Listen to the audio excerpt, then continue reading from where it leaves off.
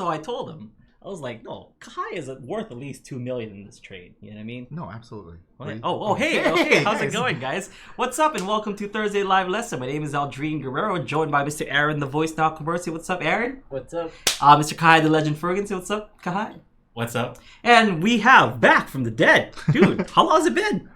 For a few months. Oh, this is Magic Mike Odo. Hey, give him a nice How's it going, guys? Hey, we're back. Easy. Yeah, the boys are back in town. We're gonna be answering all of your questions, and so let's talk ukulele, guys. Let's talk shop. So Kahai is going to give off some questions. I'm gonna try to answer them as best as I can. These three other guys will jump in with their 2 cents. And we'll come up with a super answer just for you folks. And if anything, we are live, so you guys can type in your questions in the live chat as well. So if you guys have any questions right now, we can answer those as well. Also, we're going to be showing our songs for the song challenge for today. So we've got a lot of stuff to take care of. So let's just get started. Kahai, give us a question. Okay. Let's see if we can answer this one. Oh, that's why we have Mike here. Yeah. It's Mike's job. This is the type of question where I keep saying advance notice. Yeah. Well, it's really specific because this is a comment on our site, and this is on White Sandy Beach. And so Kevin said, "This is a well thought and presented lesson. However, picking 6 notes per chord has me puzzled. This would fit a song in 3/4 or 6/8 better. The original song is written in 4/4, and listening carefully to his playing, it seems he's playing 4 notes per chord, which is logical. I can't resolve this, and we'll play the song with either 4 notes or 8 notes per chord until it's explained. He's basically saying so. Yeah. Oh. God. Okay, so let me get clarification. Is this your lesson on this song? Yes, it's our lesson. So he's saying that you Play play 6 6 notes for in 4 each beats. So you're just playing triplets. Yeah. Yeah. Yeah. There's your answer, guys. We have to explain why. So it's triplets, really. It's like we'll let the music teacher explain the triplets. Okay, so that's my answer. It's basically it's triplets and stuff. Let's kind of show them what it is first. So.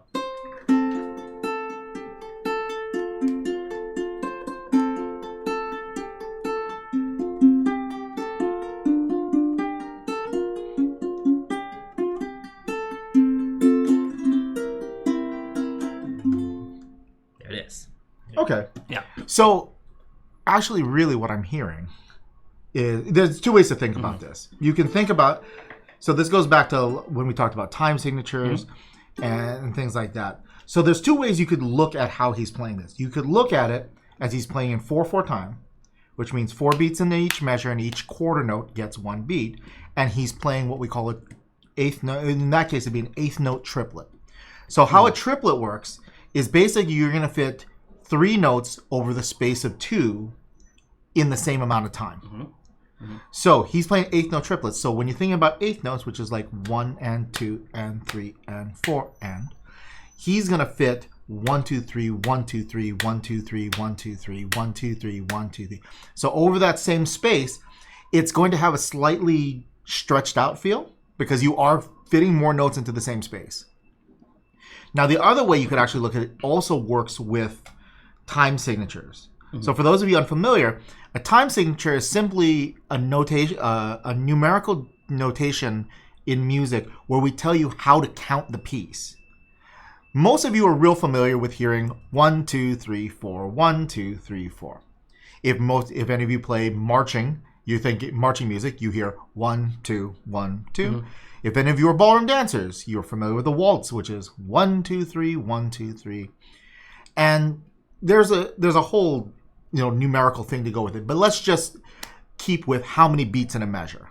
Okay, so the 2 ways you can think about it is 4/4 time, and that just simply means 4 beats in a measure, and the quarter note is the what on the paper would get 1 beat.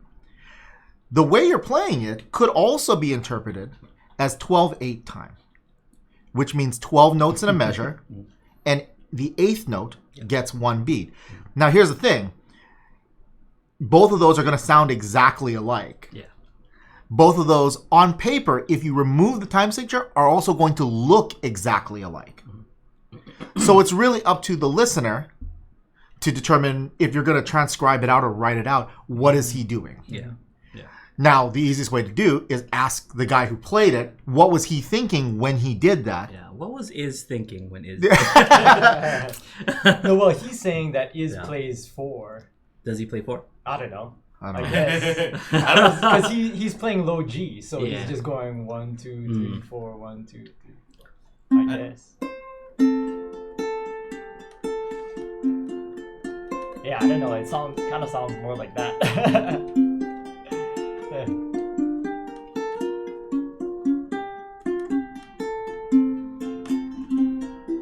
So he's saying that he's going like that.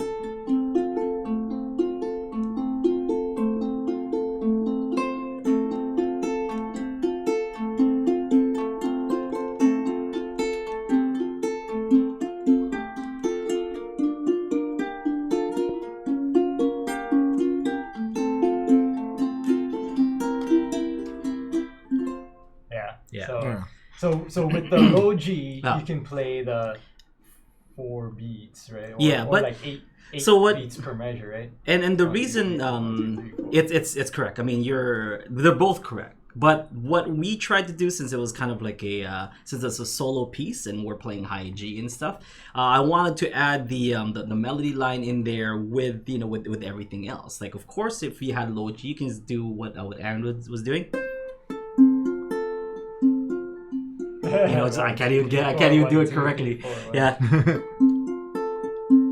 Like that. Yeah. And still, so once that note, ba, ba, da, da, da, once those notes come in and you're trying to do, Yeah. it's going to be like those beats are going to come off as triplets, because once doing the da da da da da da da da da da da da, while the melody line goes ba ba da da da da, it's those like off beats in between those that show off those triplets. So I approached it with some triplets just to have both at the same time with the high G. Yeah. That makes sense. We're like you kind of joke like, oh, ask Iz, but Yeah. I don't know if Iz is the best person to ask He either. probably wouldn't know. He Yeah. just plays. Yeah, Yeah, a so- lot of his Yeah. stuff is Or- just like people are like, how come it doesn't seem like it's like perfectly set up? It's like it's because it's not. He's just playing whatever. No, I mean, and Hawaiian music is a bit tricky too with their triplets and stuff. Yeah. So play that again with the simple, Yeah. and you'll hear it's it. it's more of a background thing, right? Yeah. It's not Yeah. playing the melody with it. No, right? no, but like against it, like, okay, and three.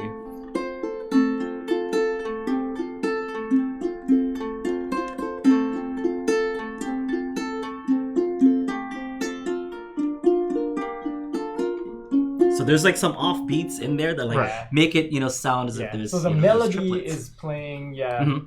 some of the triplets, but then and then like It's with more that, about so what note your melody notes are fitting in the spaces that you're not playing. Yes. not You know, playing. and so the thing to remember is that if you have two people, Mhm. it actually will be more like what was the guy's name again? The guy who asked, Yeah. was Kevin. Hi, Kev. So if it was you and somebody else doing this, you would be more correct in thinking more in terms of like straight eighth notes, 4 to a chord, things like and that. then they can play the melody. Because whoever's playing the right? melody will be fitting in all those other spaces. But if you're trying to do it completely by yourself, Yeah. you're trying to do what he were doing. And basically what he's showing you with that lesson is if you're trying to fit both of these parts in, this is I don't know if it would you say easier, but it's a it's a way you can evenly throw both parts onto one instrument. Yeah. Yeah. That makes Yeah. a lot of sense. Yeah. I think So just you can hear it like when the two parts go together. So when we did the lesson and I tried to just kind of condense those two parts into one ukulele, then that's kind of where it, It's just easier to keep the triplet going. Yeah. So you While have the you're doing your background melody, and you yeah. have the melody line. Yeah. Yeah. Because you could do it the other way, but then since it's not evenly spaced anymore, that would make it a real rhythmic it would make a real rhythmic difficulty to try and do that as a soloistic instrument. It really would. Yeah. You know, So- trying to do so- that by yourself would be Yeah. really tough. So like listening to the original recording, are you just assuming that he's picking separately? Like he's probably playing the background finger picking, and then It's been so somebody long, else is probably picking over that. Right? No, I mean, I think he might just be picking both. But I wanted to, because what happens is we keep it as one ukulele like the whole time and stuff. Yeah. So like that picking part, I wanted to have it closer to what the melody line is instead of what he's actually playing on the recording. Yeah, because you're playing high G. Yeah, and high G, I had to really switch things up because I wanted that first note, that first low note, to be that C instead of that G. Yeah. So there's a lot of creative decisions that I had to make in order to make that work. But if you sure, it'll be easy if you want the easy route. And I didn't want to say this but if you want the easy route, yes, you can just go. I saw you in my dreams. We were walking hand in hand. Nothing wrong with that. You can totally do that. Just like with when we do the most recent lessons. Like if you want to do Faith, is just I think it would be nice if I could touch your body. I know not everybody has a body like you. Or you can do. So it's like kind of the same thing where like you can do it the easy route where you're just doing 1, 2, 3, 4, 1, 2, 3, 4. Yeah. I thought about the most recent lesson, like Imona. Like I think Steven is playing straight 2s, right? Or straight 4s. Yeah. And you're playing triplets. Like with him too. So you can make it work. It's not like something that's like, this is 3 against 4. 3 against 4. That's 6 against 4. No, you never do that. Get out of here.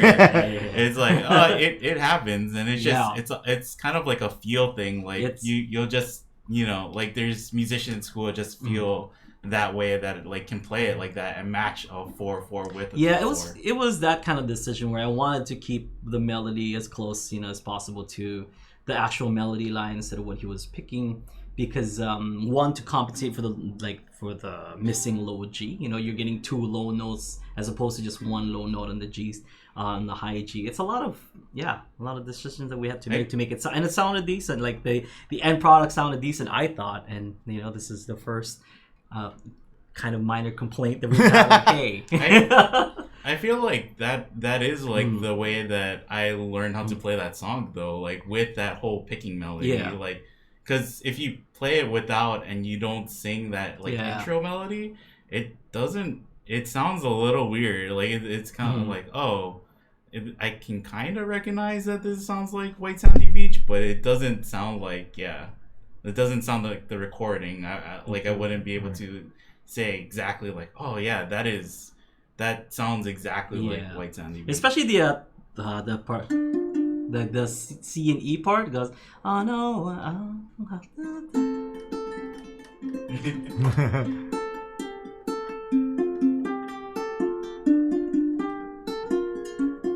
Like those notes right there, like you need that there, because if it's not there, it doesn't sound like what was kind of doing, Yeah.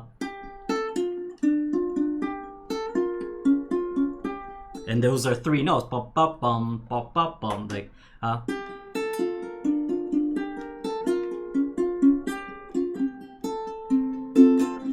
so it's like kind of keeping that melody line, but then keeping the background.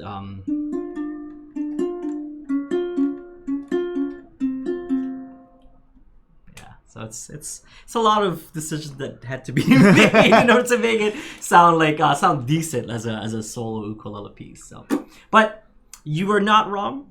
You know, like if you can play it 4/4, if you want to do that, totally fine. But it's just like different rhythms. Different, also keep in mind strokes for different folks. Mike, jeez, cut me some slack, buddy. It's hard making these videos. Like, jeez, I put my heart and soul into these, and then you criticize me that way, Mike. Jeez, how dare you? No, I don't. I have Teflon skin. Yeah, I don't care. Just something to keep in mind for stuff like that. Have you read the YouTube comments? Yeah, Mike, it's brutal. Ever. It's brutal. Not even on videos I'm in. You have to have Teflon skin, buddy.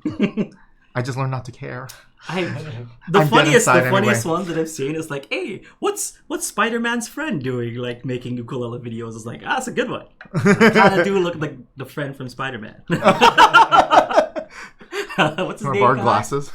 Good idea. Like in the movie? Yeah, in the movie. You know? Ned. Yeah, kind of like Ned. You know, not gonna lie. It's like, hey. So when I saw that comment, I'm like, ha, it's kind of mean, but he's not wrong.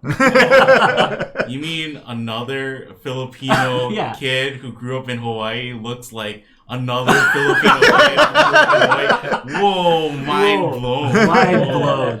Crazy. Yeah, that's my favorite comment so far. There's other like super hateful, super but that one is my favorite, I think. Yeah, we get that. Because I love Spider-Man.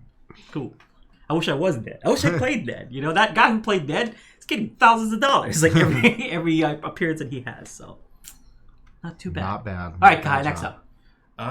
So this isn't. By the way, I hope he answered your question. Yeah, I hope so. I think that kind of covers it. I mean, I guess a way to think about it would be, you know, every song you ever play, there's levels of complexity you can keep adding. You know, if you're going to play a complex song, you don't have to start with the absolute hardest version of it ever. Yeah. You know, you can start off with a easier, simplified version just to get chord shapes and strummings and stuff under your hand. So you can play it with your friends, you know, and then later on you can start adding these other things in. You know, as you become more, you can be the onion from Shrek. You have layers. Yeah. And you can keep adding in these embellishments and things like that because you want to, you know. On the other hand, there's lots of people who like playing just a simple straight strum and 3 chords and they're perfectly happy because they get in the song out.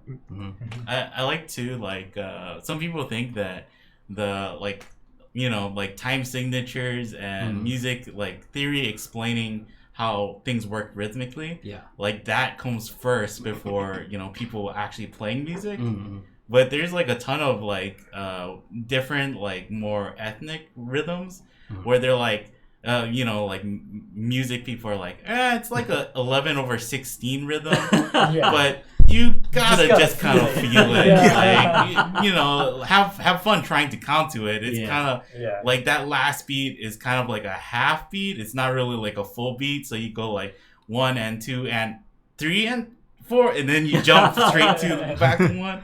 So it's like some of it is just like, oh yeah, we're trying to explain it to you, but really it's kind of hard to explain. It's like more of a feeling thing too. Well, also, you know, the thing with music theory, I think we said this from the very first music theory lesson. The whole point of music theory, time signatures, key signatures, all this stuff that I kind of just go on about when I'm here, that didn't come first. Yeah. The music came first, and then someone said, how do I explain this to the next person? You know, probably a really good example, because everybody has probably used this device, and the metronome. Everybody thinks of the metronome nowadays as this thing to click along so you can play even. That wasn't the original intention. The guy who invented the metronome, and for those of you that read music, you usually see the little MM at the top. It stands for Mazel's metronome. There was a dude named Mazel. He was a composer. And he lived, I believe, in like the 1600s. And the whole reason he invented the metronome was for one reason only. So when you bought one of his pieces, you knew how fast to go. So, good answer, Mike. This is why we bring Magic Mike Odo to the show. He brings MM Magic Mike. That's what it actually stands for. but that's the whole reason. It wasn't a practice tool. It was simply so that if you live in Austria and I'm in Germany, I have no way of knowing what your piece sounds like. So at the very least, I can read the music, and if I buy one of it, there's also a marketing thing, because then he could have people buy his metronome. Did he go to other people's shows, saw somebody cover his songs, like, hey, Dum Dum, it's faster. Hey, how dare you ruin my song? I wrote that. I actually believe the genesis of the device was something like that, where he heard people playing his music not as fast or as slow as he wanted to, because at that time, all you had was the general tempo. Kind of fast. Well, they would say so like the word allegro means fast. Yes. But on a metronome, allegro is anywhere between like 120 and like 140, which is a huge range. Yes. You know? And andante is like between, I guess, like maybe around 80 to maybe like 110, 150. So the problem with it is if I say allegro, that's a big range in which to play. And if you go on the slow end of it, maybe it doesn't quite sound as good. But if you go too fast within the allegro, you might hit a tempo that nobody can play. Do you watch our shows? Like, they're always in allegro. And it starts at one and it ends at another. So to the bottom end of the allegro. Yeah. To the They have a distinct accelerando. Accelerando. Yeah. I like the idea of musicians back then, like getting ready to play, and then they're like, "Oh, this is a new conductor. I haven't really played with them before."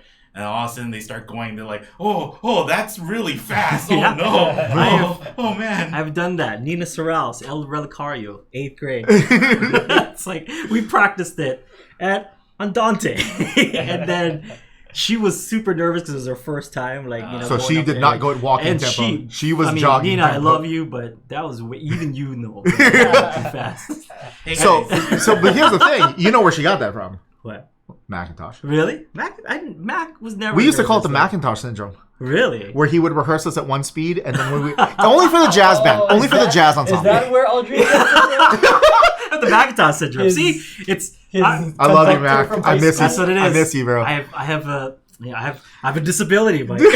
How dare you judge me for my rushing when it's a disability? I need. We are 80. I'm just for we are ADA compliant here at Ukulele.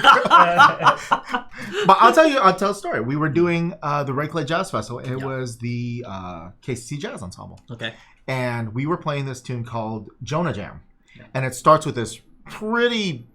Like and then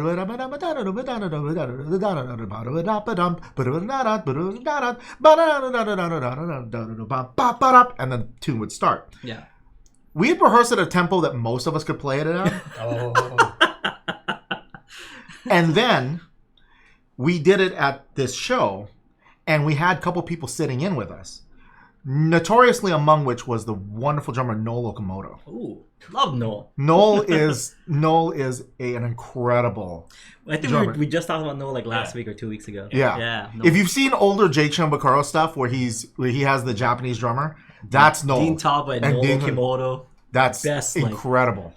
Best rhythm section in Hawaii. So here's the thing. If you count off a tempo to Noel, he will lock that tempo in and he will blaze forward. Because that's what he thinks is supposed to happen. I guess that's the tempo. So Mac counted the tune off a good 20 beats a minute faster than we'd ever played it before. Sticks to it. Yeah. So instead of it's like Noel's a professional, Mike. And so Noel, as soon as he hears that, as soon as he hears Mac goes 1, 2, 1, 2, 3, and he's going, and everybody else is like, whoa! So within like Thank three, God, so got to your hats. So within 3 notes, half the band had dropped out because they couldn't play it that fast. By the second measure, we were down to like 4 guys. Yeah. By like the 5th and 6th measure, there was like 2 guys left. And I wasn't one of them. Noel was one of them. Noel, Deshannon Higa, and John Sugabayashi. I think those are the only guys that really. Those are the only guys that really finished that thing because it was good. And then we had to play the whole song at that speed though.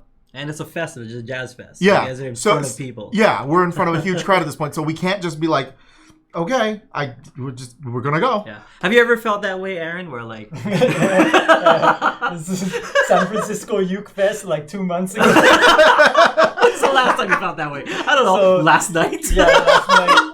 No. So Kahai, like on our YouTube channel, Kahai posted the Benny and the Jets where we played with Abe. And Steven and Abe, right, were on stage with us. They were a rhythm section. And so like he sent me the video, like check over this, make sure it's okay, and then I'm gonna post it to YouTube. And I commented back to Kahai, it's like, It was like Aldrine's count in 68 beats per minute. His strum immediately after the count in 75 beats per minute. And the final tempo at the end of the song 86 beats per minute. But if you watch Abe, he's freaking super he's on it. He just watches, I have the Mcintosh syndrome. He just watches Abe and he just follows exactly. Like, well, hey, shout out to Abe Lagermus. You are a bad man. He was amazing. He's an incredible player. When he gets on, he's really one of the things that's really awesome about him too is he really listens. Yeah. You know, you can change something on him at the He'll adapt. And immediately he'll hear it and not just hear it, but the wheels will turn so fast that he will jump into whatever it is you're doing. Like that's the way you're supposed to do it. Mike had to get his gushing for Abe in because we did this a few weeks ago. But you weren't here, so this is your turn to gush for Abe. Everyone gushes for Abe. Yeah, I'm trying to get my hair like Abe to get a little Abe on, you know. It's like two examples of like different types of drumming though that it like is both like really appreciated, right? Like you either want a drummer, a drummer who's just gonna be like the rock and just steady and is like the tempo, or being able to. Well, here's the big difference. That had Mcintosh slowed us down once we got to the verse parts of the song, Noel would have seen it and come down. Yeah. The thing was, Mac was in the middle of the Mcintosh syndrome. So I don't think in some ways I don't even think he was just so happy watching everybody go berserk. I don't think he really noticed how fast we were really going. No. Matter of fact, when we asked him, we were like, man, it was fast. He's like, it was fast? Yeah. There's definitely, like, when you perform, right, sometimes you feel like, oh, man, that felt like a few seconds. And then, like, when you look back, it's like, oh, yeah, because we sped up by, like, 5 times as well. So we sped through that song. Yeah. Yeah, I mean... There is legitimately like a psychological and like physiological reason for it. When you're on stage, and it's anxiety, man. Well, it could be anxiety for some people, but what a lot of it is for those of you who perform live and you love it or you don't love it, it's an adrenaline rush either way. And when that adrenaline first hits your system, psychologically everything slows down, and we've talked about this before. Have a background in the martial arts. That's the whole idea. With people see things much slower in a fight because the adrenaline rushes through your system and your brain goes into like microsecond mode basically, where like every second that passes, your brain is really analyzing it. Same thing has kind of happened to you on stage. So when you are on stage and you're playing a song at the tempo you've rehearsed it at, it can feel slow because for you, every second is passing slower in your head. So as a natural, counter to that, we tend to speed up. And sometimes depending on how much adrenaline is flowing through your system, you might speed up just a little. Or you could speed up a lot. Yeah, I mean, I don't see it until I watch the playback. Because the one time where it really was like an eye-opening one was like Australia. Yep. Because we were in Australia. Yeah. Jim's in the chat. Jim wanted to watch it like as soon as we got home. That's like, and we rarely ever do that. I don't like watching myself. Like, I went to the lesson and stuff. I'll go to the lesson just to read the comments or just to like see if like how it looked, how the framing looked or whatever, if it looked good and stuff. Usually I get maybe 30 seconds in and I'm like, okay, I don't need to listen to myself, But yeah, Australia, I thought it was fine. Like that night that we played, I thought it was like just fine. And I saw the playback and I was like, oh man, that was terrible. So the next day I was like so in my head about it being so fast. We actually played better the next day, and the banter was a lot better the next day, but it's because like I got kind of like shook basically. Slow it down. Yeah.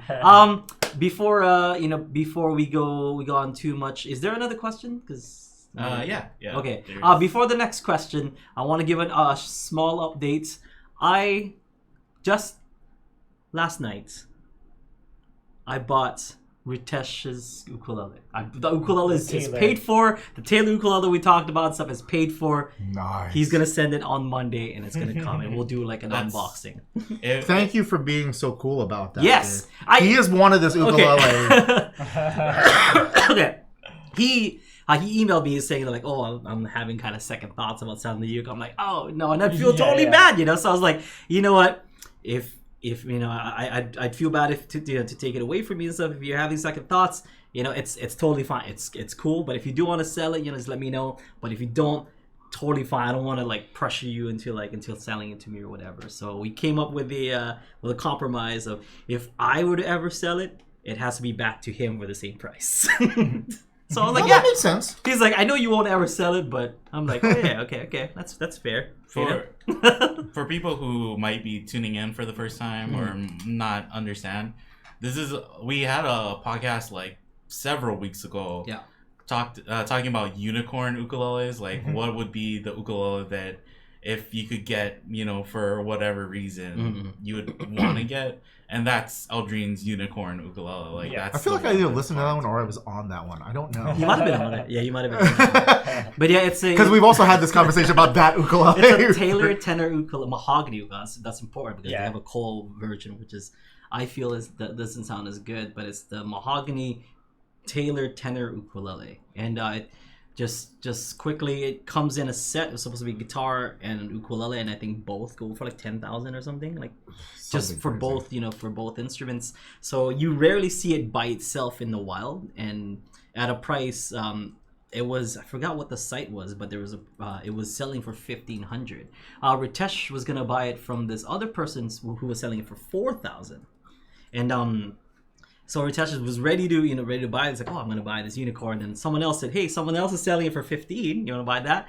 And so Ritesh was like, okay, well, I'll buy that instead. Oh, he actually told me, it's like, hey, someone's selling a Taylor for a lot less. You know, if you want to go buy it. I was like, I don't have that kind of money right now. So he bought it, and then he's like, oh, well, if you want to ever buy this for me, you know, I'll sell this to you. I'm like, hey, okay, you said it. No backsies. No tasty backsies. So here on this show, I proclaim, if you know, like, by the end of this year, I'm gonna save up that money for that ukulele, and lo and behold, here it is. You know, the day has come, and we finally bought it. So stay tuned for us. That's just a little update on that, but stay tuned. If he sends it on Monday, I should get it by Thursday, so it should be here by Thursday. We're not gonna be here next week Thursday too. Yes, that's true. Yeah, I'm not gonna. So maybe no unboxing, because I'm not gonna wait another week to open it. I'm not gonna wait. Like, I'm not gonna let that thing sit. He will sit in the sit in my house for a week and not play it. You could. I guess so. I could film it. You could just bring it in here and just film an uncasing. Oh yeah, maybe. But yeah. Oh, so. That's right. So going to that, another update. I have some family emergencies. So I will not be here next week for the Thursday and Fridays. For those of you folks who sign up for private lessons, I've already emailed you guys and stuff. I'm not going to be here for Friday. So no Aloha Friday live jam, no Thursday live lesson next week, and Monday private lessons are also going to be canceled. I should be back on track on Tuesday the following week. So I think from Tuesday to Tuesday.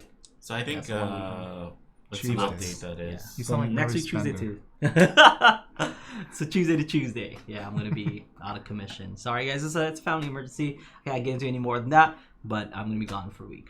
So yeah, should be okay though.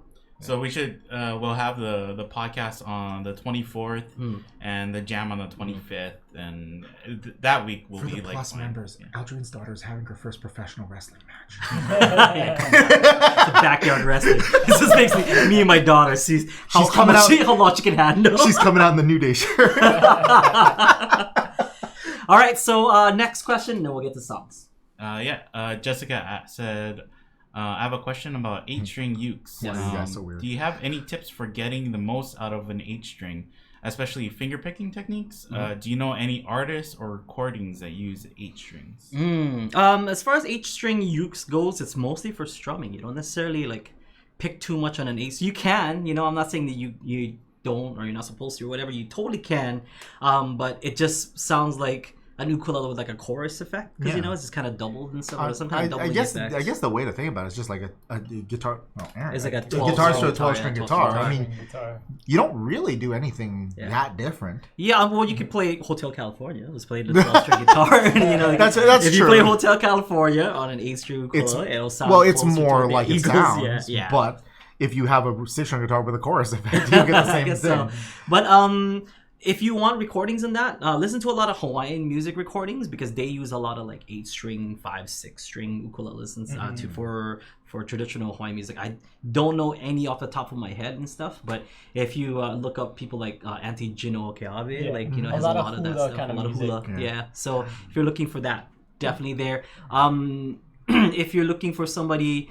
Like a virtuoso, like Taimane has a 5-string or 6-string ukulele that she I think uses. hers is a 6 and Willie's is a 5. Willie K's Yeah, is a 5. 5. I think his C is high and low C, but Taimane I think is like 2 G's. Yeah, like 2 G's low and 2 G, C's. two I low thought Gs. Willie's was like a high low G. Is it high low G? High and like a high, and like an low. octave G. I know and then that regular the- C, regular. Yeah, I know the regular. C is like high C, low C. I thought. Oh, I okay. don't know. Yeah, but those guys are awesome. If you want to check out those guys, they're great. But mostly a lot of hula music uses a lot of those 8 strings because it just sounds more filling. Like with the 8 strings, got this kind of chorus effect. It fills it. I'm not a fan of the chorus effect, like I said last week. But if some people Well, I mean, Some people like most it. people I know who play Different strokes. 8-string ukuleles tend to play it a lot of times because there's not that many other ukulele players with it. They're just doing that to sonically fill out space because it's the same reason why a lot of guitars play 12-string guitar. Yeah. Because they're doing like something soloistic, and so they don't have another guy next to them to fatten out that Well, like sound. Tahitian ukulele also, because Tahitian ukulele is that that kind of 8-string, Yeah. and they like strum really fast and stuff. That's another one. I don't think she plays like a doubled up string ukulele, but the person I think of that like that style would fit is like Raiatea. Yeah, Like yeah. she plays that really fast, like just kind of strumming style. Yeah. I'm a trying to lot of think that what hula Raiatea's traditional- ukulele looks like. It's a Actually, Kamaka 6-string. Taimane It's is, Kamaka uh, 6. is a 5. Which one? 5. Oh, Yeah. just the 2 low Gs then. Yeah. Yeah, so check out traditional Hawaiian music. Really, that's the best place to find like those kind of 8-string, ukulele sounds. And of course, we're assuming you mean like a doubled string. We don't mean like, Yeah. you don't mean like 8 single strings. Yeah. Never seen that. Yeah. Like a guitarele is 6 strings, but they're separated courses. Whereas like a 8-string ukulele is like 4 courses, but they're doubled up. Yeah. But Okay. really, I mean, a lot of it, I would just assume that much like if you play a 12-string or I play like an 8-string bass, because they do have those, Yeah. there's not really that much difference. The only thing you have to make sure is that your fingers are coming out on both strings instead of one. So if your technique is solid to get the chords the right way, play anything you would play on your 4-string ukulele on your Yeah, 8-string. yeah. If you like the sound, then keep going. Yeah. It's just like Yeah. putting a pedal. Try it out Yeah, first try it out. before you buy it. Mike will understand this. The most important question when you get like an instrument with extra strings, does it gent? And if it gents, then yeah. Does it gents, Mike? Yeah. Being as that I'm a bass player, and so every time I add an extra string to my bass, it goes lower. Yes, it gents quite well. The Remember test when for I- that is if you hit the strings, does it go gent, gent, gent, gent, gent? It sound like that. Then it's like, oh yeah, I got it. I borrowed that 6-string bass from Mcintosh. Oh, Stephen yeah. Mcintosh. Yeah, I had that 6-string bass for a long time. Didn't know how to tune it. Tuned it like a guitar. Oh. Had it for like a year maybe. And then Mcintosh was like, okay, cool. It's time for you to go up and join the jazz band and play bass and stuff. I'm like, I haven't practiced on that bass. It's like, you had the bass for a year. I'm like, yeah, but I played like a guitar. So do you actually tune E to E? Yes. Oh, I'm surprised you didn't snap the neck. I mean, Yeah. I was in high school. I was like 10th grade at that time or something. 10th or Yeah. I don't know what I was doing. I mean, I'm actually shocked you didn't cause permanent damage to that thing. I think we Probably did. I changed the strings out, and I don't know where I found strings, but then like those strings could handle. I don't know. It's super tight, but Oh, man. Well, I guess if you found like a set of like super light gauge, yeah, I they don't would know be. what happened. But I remember tuning it.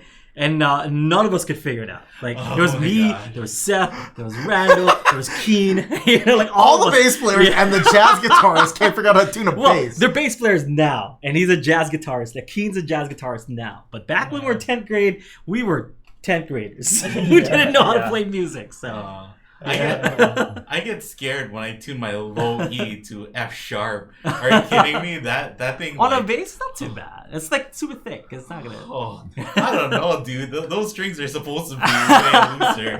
It's just like, oh, giving me heart palpitations right here. Now, realistically, could you probably get away? Yeah, because the strings are so thick and have so much less tension on it than like your low E, that it should be. Wow.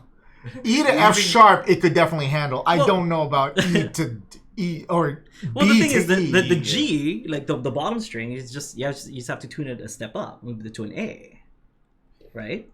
The bottom string? Oh, like not bottom string, but like the string closest to the floor, the bottom string. Oh, well, it's supposed to be a C. So you're from tuning. looking it up. No, because the top string is supposed to be a C. No, but we put the G string on the bottom. Like that's what I'm saying. Oh. So they put the string. So we also put the strings on. So maybe the reason he's able to get away with this, he put the strings on wrong too. Well, we were 10th grade. Guess what, guys? We did the whole thing wrong. Oh, and it also wasn't a bass. It turns out it wasn't a bass. So all the people who've asked 25 us, like, years later, they figured it out. It was just all wrong. So all the people who asked, like, could I do this with my ukulele? Could I put these strings? It's really tough for me to answer those questions. You could. You could. And the thing is, it I damage did. it? Maybe. Maybe, but if you're gonna return the bass like a year later, like. Well, not to be fair though, if someone asked you, "Hey, I have a set of like electric guitar strings. Could I put it on my ukulele?" You could say no to that. Well, who hasn't done that? All the people with not broken ukuleles. You've never tried. I mean, me neither. I mean, who does that? Crazy people. That's why we always give the wink, wink, right? Like, you can't blame us. Wink, wink. Well, all right. Enough embarrassing stories. So we had a songwriting challenge that is due today. We should do this today because I'm not going to be here next week.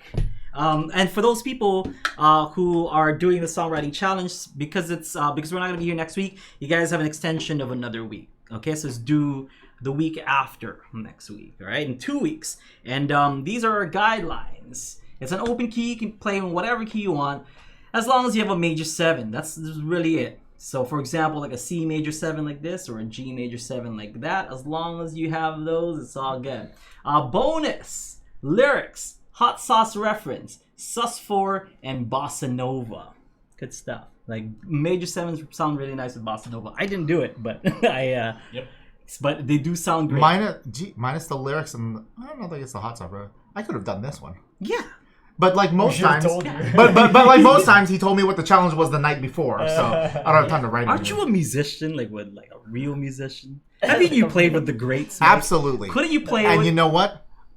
That means I don't also put garbage if I can help it. I did a song in a day, and I got nominated for a Hawaiian Grammy.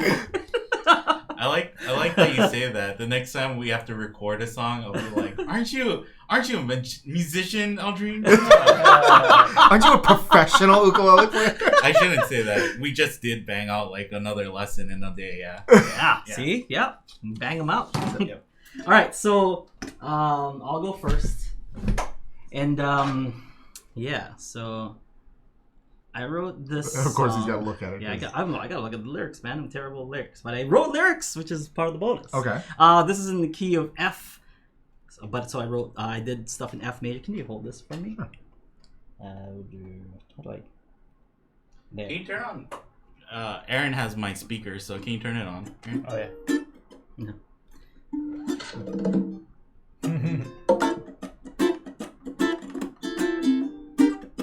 So it's F major 7.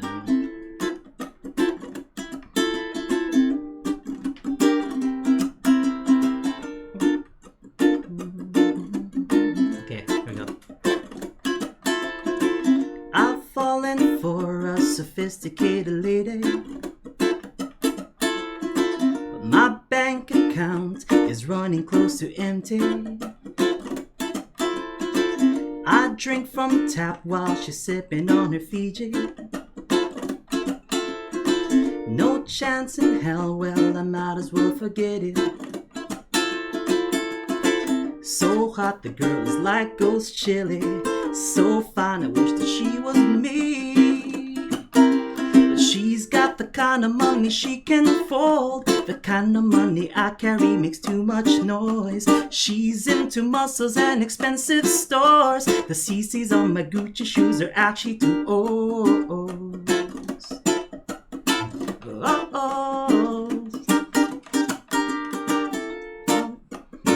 Missed it. All guys around her, they're driving their Mercedes. I'm pulling up in my Datsun from the 80s. So hot, the girl is like ghost chili. So fine, I wish that she was me. But she's got the kind of money she can fold. The kind of money I carry makes too much noise. She's into muscles and expensive stores. The CC on my Gucci shoes are actually too old. Too old. Well, she wants the kind of money she can fold. The kind of money I carry makes too much noise. She's into muscles and expensive stores. The CC's on my Gucci shoes are actually too old.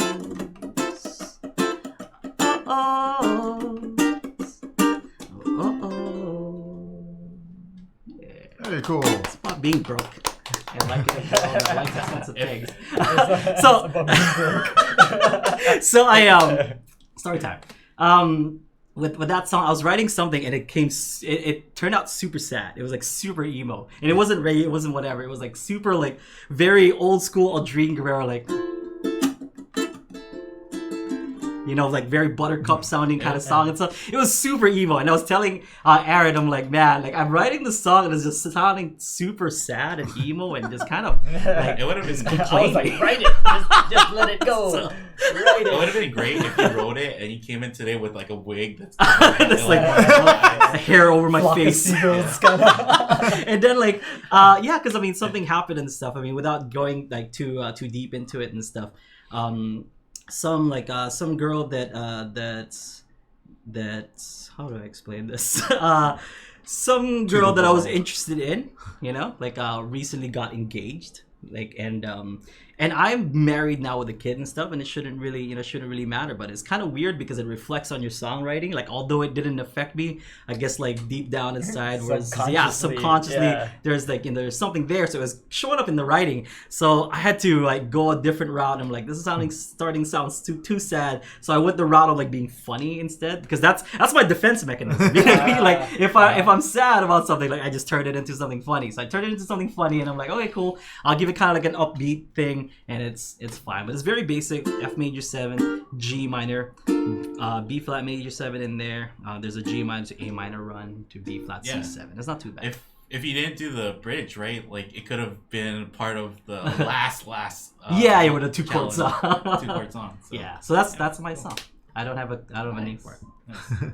2 O's. 2 oh yeah, the CC's, because like the CC Gucci is like it's like this, or like the two C's are like that, but like I was looking at the knockoff ones who are just like 2 O's, you know. There's your name, 2 O's. Yeah, 2 O's. You also got in your hot sauce reference. Yes, too, yes, so. Ghost Chili. I didn't write it in there. I came I know. up with that. I was actually reading. I was trying to read it from bottom to top, and they just kept going up and down and up and down, and the words were all different. Well, I wrote the chorus first. That's why the chorus is on top and stuff. And I got that hot sauce reference walking into the office today because I saw the hot sauce is here, right here, yeah, and I'm like, oh right. yeah, hot sauce. That's right. I should just I made the last minute edit of Ghost Chili. There you go. So that's my song. Next I have up, to say, compared to the line that was there, which is good, yeah, that's a better one. yeah, okay, thank you. Yeah, I like that. I like the last one. What'd you think of the song? That's cool, man. Okay, glad. This is still one of those things I keep saying. Write in Oh. if you want to hear these. I think a Spotify playlist or like some just only online album of all the random songs people have written for this, because there's got to be a few that are, you know what I mean, that people would want to hear again.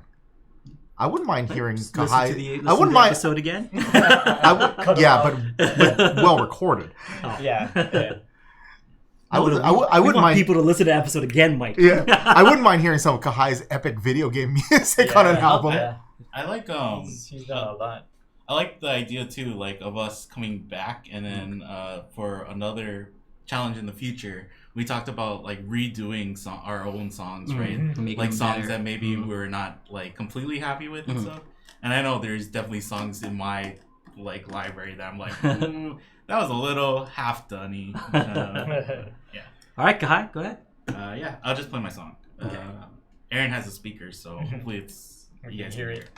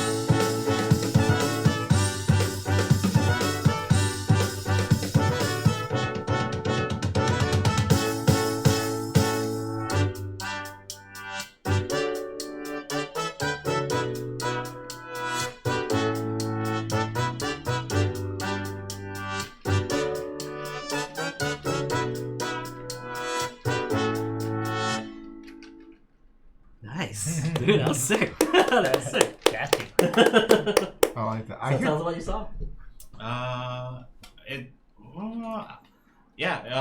So I actually wrote like it's almost like two songs that I combined together because I wrote that middle part, the da da da dun dun dun dun. Yeah. I wrote that first, but then I was like, this isn't really going anywhere. It's so cohesive though. I put it to the side and then I wrote the other part. And then I was like, last night is like 10. Yeah. I'm like, I need a part 2. I grabbed that other part. I combined it back. I was like, oh, yeah, I got it. Snip, snip. Oh. What's the chords? It's G major 7, D major 7, B minor 7, and then A. Like just an A major. Okay, yeah. Yeah. So it's pretty much that. And then like the kind of the verse or chorus, I don't know what you call it, is like a G major 7, D major 7, and then a B minor sometimes. I kind of forget that part, but yeah, that's pretty much it. I like the drums parts and the chorus because like that's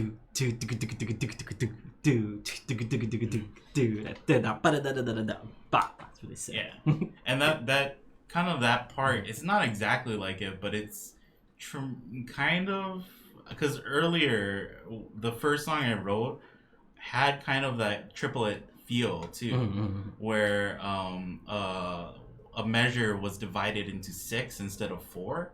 It's not 3/4 time. It's just there were 6 notes in the measure, but it wasn't coming out. So that's why it has that da da da da dun dun dun like that triplet, right? 1, 2, 3. And then I put 4/4 drums over it, and it's like, oh, okay, it still works. So yeah, I'm glad that worked out okay too. Yeah. Cool. Aaron, the voice. Anybody want to comment?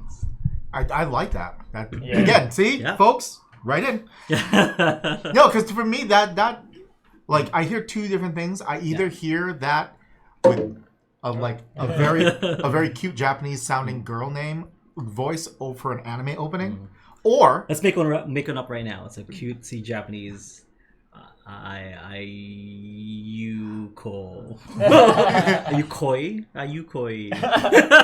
Yukoishi. Kimiko Yutakata. Yeah, Kimiko Yutakata. That's who's But saying that's who's singing this song. that's who's singing. But but within that too, I could also picture a band like the Mighty Mighty Boss Tones playing that. So it's Unico featuring the Mighty Mighty Boss.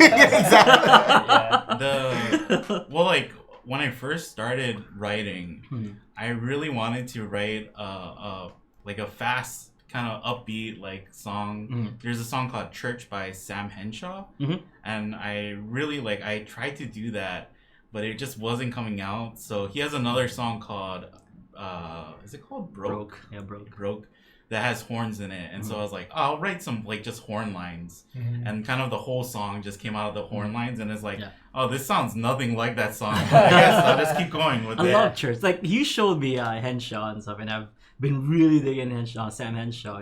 I like Church. Wake up and get yourself to church. Yeah, Church. and it has that I love it. If you guys don't know, Kahai's got some good musical taste. I actually hit up Kahai for new music all the time. Sam Henshaw is one of the latest ones. All right, Aaron.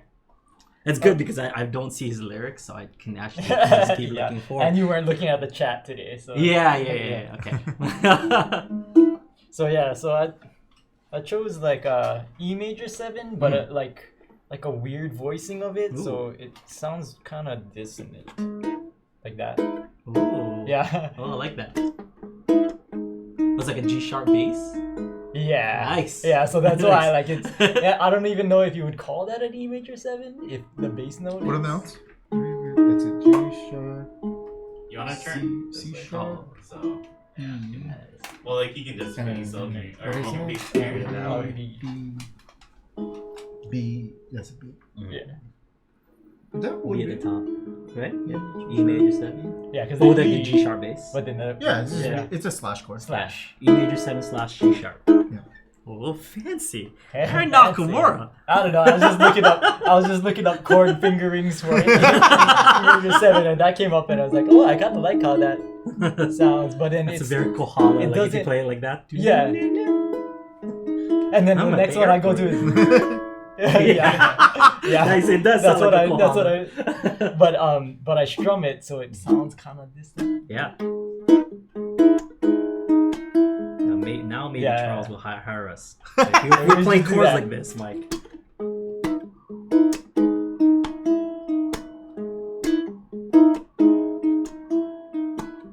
Choking on words that I wanna say, losing each breath as they slip away. I say, la la la la la, I love you. Sing in the morning, ooh, it's almost noon. Lighting the blinds, lighting up the room. Share, challenge the strength of our hearts as we are talking about the hours of our lives. And we can bask in all the sunlight where our souls they coincide, filling our lives with the spice of life.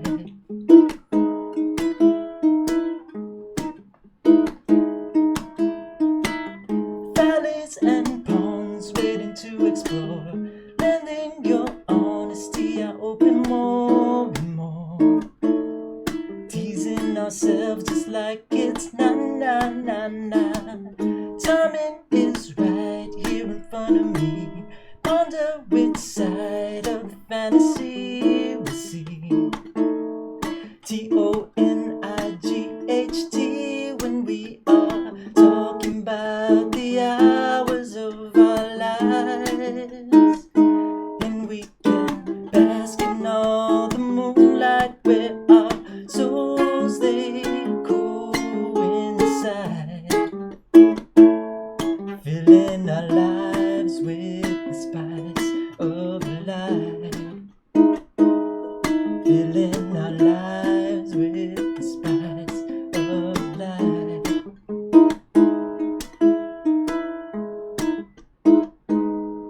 Yeah.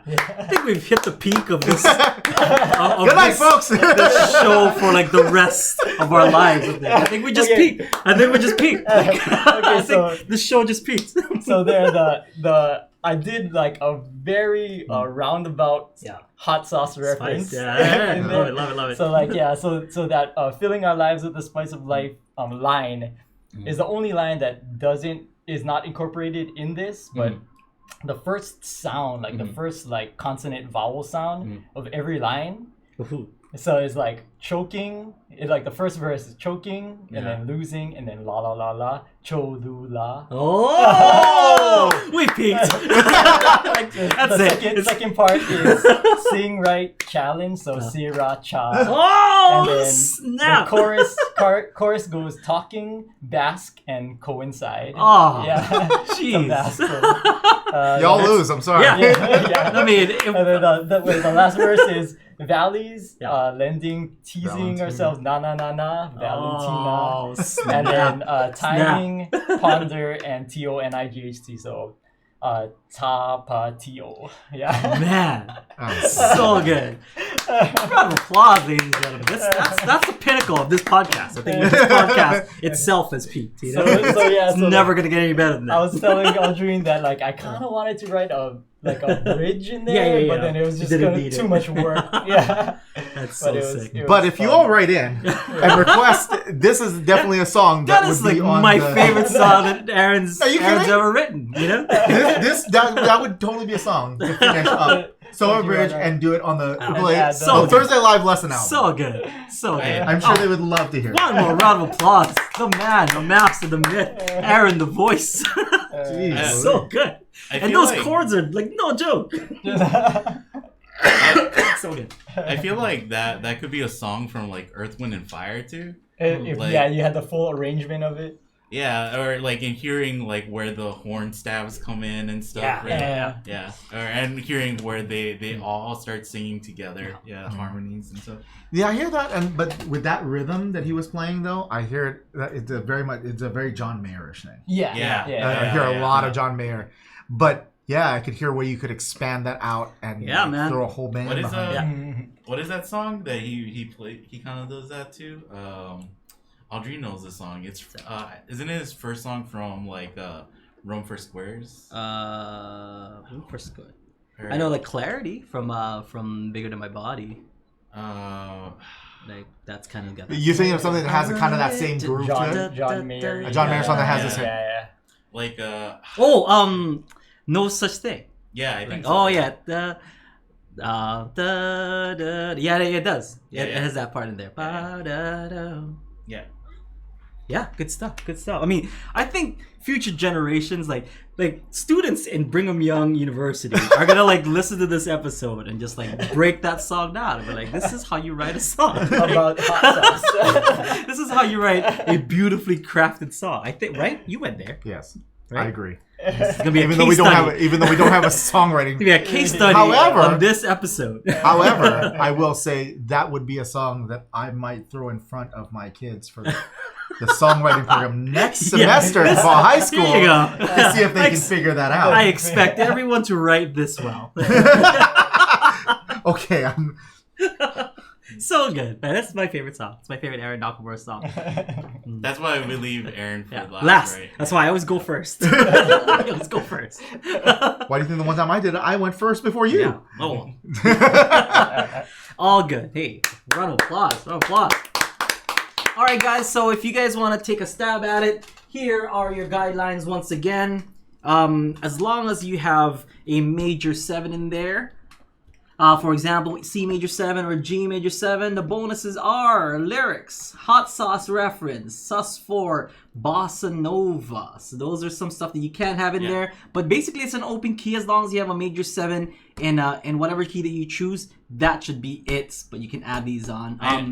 I know. So last week I saw a comment saying like somebody was like, "Oh, I don't know how to write a song about hot sauce." Yeah, and you don't got it. Yeah, like I didn't, and Aldrine had like that one line. Just one line, yeah. So yeah, you can write a really basic song, and we'll still count it as towards the entry of the giveaway. Yeah. So in 2 weeks, it's due in 2 weeks. You guys can send in your submissions via UU Plus. You can put it over there. There's a mega thread going on for the live lesson song challenges. So you can just submit it there, and we'll put your name in and put your name in the wheel, and the wheel will choose a winner. And this time our winner will get all 3 of these.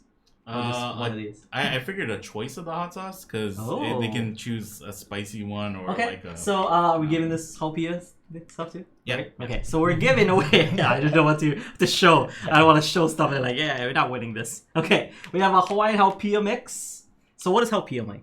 Haupia is basically coconut jello. That's what I said. Yeah, so it's... And I realize that may sound disgusting, but it's really not. It's really good. It's really like awesome. a creamy Creamy coconut jello. Good stuff. It can also be chocolate coconut jello if you want to. You know what I did with this recently is a fried Haupia. Have you ever had that? No, I have not. It's delicious and not good for you. So, it's in here. So you basically just make Haupia. And then just fry pieces of it? Well, no. You take the piece of it, you dip it in flour, and then you put it in egg, and then you deep fry. So like fried mochi, kind of the way people make. Kind of like fried mochi, but yeah, you flour, egg, you deep fry it, fried Haupia. It's delicious. How many years did it take off your life? Couple days per square. All right, so Hawaiian Haupia mix. This is the best mix. There's a bunch of other ones. There's a no for like $1, $2 or something. It's not. This is the one. This is the stuff. That's the one. Here. This is what the luau's use. You don't think they make Haupia for 500 people from scratch? Come on, let's get real here. What? that's more coconuts than they have. Wait, what? So you also get a choice of hot sauce, either a jalapeno if you're feeling spicy. This is small kind hot, bruh. And this is... I like that one. Stay mild, cuz. This is the mild cuz, and this is small kind hot, bruh. Although, didn't you find it weird? It's the hotter peppers in... Oh, no. No, they changed it. This used to have a different pepper in it, I think. Yeah, this was never spicy. I never thought this was spicy. No, that has never been spicy, but they used to have a hotter pepper, I think, in there. I was telling Kahai that, like, this actually is not spicy, like, at all. It's like, it just makes... flavorful. Yeah, it's just flavorful. It just makes stuff taste like pineapple. Like, if you have a hot dog, especially, like a hot dog and stuff, put it in there, it's got this kind of pineapple-y, like, Puka salty... dogs oh, for it's good not stuff. $8. Yeah. Yeah, there you go. Just get some ball franks. Oh, ballpark franks and stuff. Yeah. Hebrew Nationals are actually really good. Those are my favorite Yeah, ones. Hebrew Nationals good too. Jalapeno